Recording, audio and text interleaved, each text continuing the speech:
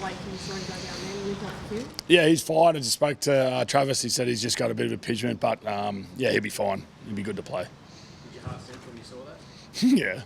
Yeah. Yeah, but, you know, that happens at training. It's captain's run. He's done a lot of work through the last 2 weeks to get ready for the game, so we didn't need to push him on, which might swell a little bit more, but he's fine. He's good to go. Overall, how was your first captain's run in official captain's run? Yeah, it was great. The boys are training well. We've primed ourselves to be ready for round one, and said to the boys out there now we're ready to go. So I think that's a pretty good indication of how training sessions are these days. They're very close to simulating the real thing, aren't they, the intensity? Yeah, they have to be. If we don't prep them like that, then they can't handle the loads in the game or the speed of the game. So, yeah, like I said, they train really well today, and sometimes you get those little things that happen, but Blake will be fine. You say this is a bit nerve-wracking. How are the nerves ahead of your first official coaching? Yeah, no, I'm good. I feel the boys have prepped well. As a coach, our job's to get them ready for the stage, and I feel like they're ready to go, and that puts me at ease. And your staff have done a great job. Players are fit. They're ready to go. Surely there's been a lot of banter in the lead up to this one with the whole Adam Reynolds situation. It's not going to happen, but they've been talking about it. Yeah, I was hoping to come here and sledge Reno a little bit, but can't do it. Look, to be honest, I just hope he's all right. I know COVID's rattled a few players, and there's a lot of talk about players getting back to play, but for me, first and foremost, is making sure the players are healthy and footy can take a back seat for 7-8 days until they're right to play. You're the man in charge now. Obviously, you've worked closely for a long time with Wayne Bennett. What have you changed up? Like, is there anything in particular that you've sort of decided to put your own kind of touch or spin in the lead up? Or? No, not really. I've had a pretty heavy involvement here over the last 3 years, and that's a big credit to Wayne and the freedom that he's given me to be. But look, we don't need to change a lot. You know, Wayne's left a really good squad and a good team and good systems in place that I've helped build with him over the last few years. So it's not about reinventing the wheel. It's like every year we've got a little bit to work on that'll improve us to help us go a bit further than we did last year, and this year's no different. Wayne given you any last words of wisdom before your first game in charge? Nah, not at all. Not at all. He's given me plenty of wisdom over the last 4 years, 5 years, and I'll be touching base with him this afternoon if he answers his phone, that is. But yeah, hopefully get to see him while we're up in Brisbane. Just looking at Craig Fitzgibbon's situation at the moment, it's a little bit unprecedented. We haven't seen a coach not being of the coach. And we looked at Newcastle, they simulated that it would happen. Are you guys, would you be sort of in a similar situation if it was to happen to you? Are you ready for it? If I'm not there, yeah, right, for sure. I think, you know, we've shown when Wayne had his suspension through COVID protocols that it's not about the head coach, it's about the players and the system that we put in place so that, you know, by the time we get to match day, they all know their roles. And I'm confident that Ben Hornby and John Morris would take up the reins, and it'd be disappointing if we get ruled out for round one, I'm not going to lie. But yeah, no, it's about getting the boys ready to play. Can you just go back to your Yorkshire days when you were a player coach, and did you envisage being an NRL coach way back then, or was that part of the plan? I think you get into it and you see how you go. And I always wanted to coach. I did a lot of coaching as a young bloke, coaching junior pathways at my local club. But it was a fantastic opportunity at Keighley to take over a club that went into administration, had no money. I was pretty much told under a candlelight, because there was no power, that this is your job and do your best. And I learned a lot in regards to the value and every cent you spend, and you know, combine that with what I did at Northern Pride and working full time at that club. It's been a really good pathway, and it's helped me get to this position now.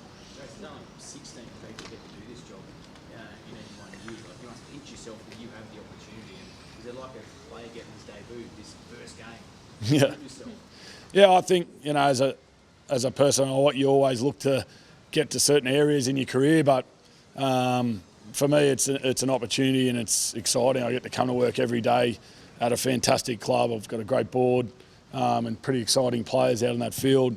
What I want to do is make sure that I keep that enjoyment and that excitement about my job every day, and make sure that the noise that goes on around outside doesn't affect that.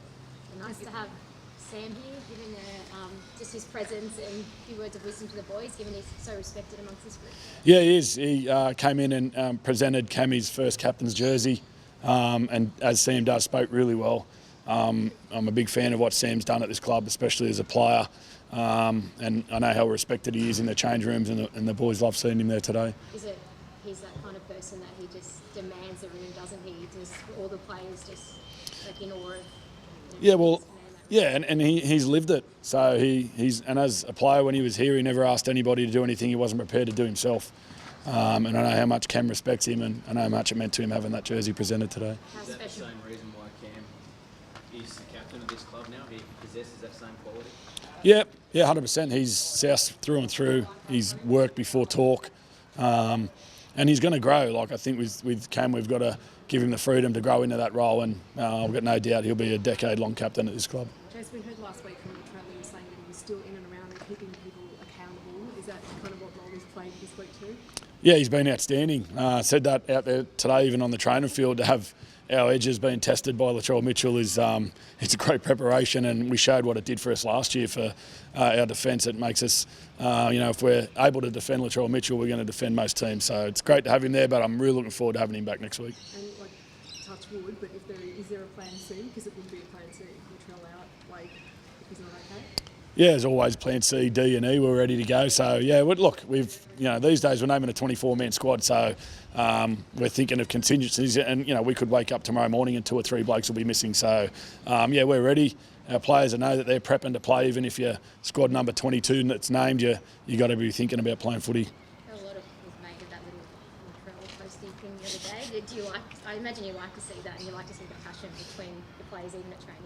Yeah, I like it when people stand up with Latrell. Sometimes it's good. No, look, it's round one. The players are itching to get back. I know Latrell's itching to play, and sometimes that happens. If that doesn't happen on a regular basis once a week, then I'd be disappointed as a coach. But it's good. They shook hands. They're made. As long as it doesn't spill over, which it doesn't, it's healthy. Sam's up in Russell Crowe territory up in North Coast. Is he going to be any player in official capacity with the club this year? Oh, not this year. He's pretty heavy in what he's doing up there, coaching and managing and running a club, and it's great for Sam's development as a coach. Said that many times. I think to get out and coach your own team and run your own club is the best pathway you can have, because assistant coaching is great and you learn a lot, but it's not head coaching. There's a lot of emphasis on the halves role now with Reynolds out. How's Lachlan and Cody come together? Yeah, good. But again, they've got to build. Our season built last year, and we've got to build it again this year. And Lockie knows his role. Cody had an outstanding year last year, and he's got to build that again. We can't go in tomorrow expecting us to be the team we were in the grand final. We've got to start again, and the players are aware of that. Have you felt the need to sort of lock to your side and sort of maybe calm them down a little bit this week? Not really, no. He's got great temperament. That's why he's in the position he is, and he's ready to go. He knows his role. It's pretty simple. You did it. It wasn't so hard. Nah. Is that it? Yes. My junior club, Hurstville United in St George's Street. No, thank you.